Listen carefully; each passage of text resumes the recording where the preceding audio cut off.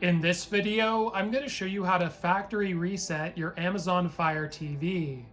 So you want to sign into your main account, and once you're here, we're going to scroll over all the way to settings.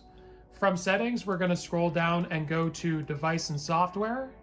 Now, once we're here, we're going to scroll down to the bottom, and this is where you're going to find reset to factory defaults, which is going to remove all personal data and downloaded content from your TV. So do bear in mind, if you do this, maybe you're selling it, maybe you just want to wipe it so it's fresh. You will need your sign-in information, however, if you want to use all the services you already have on your device.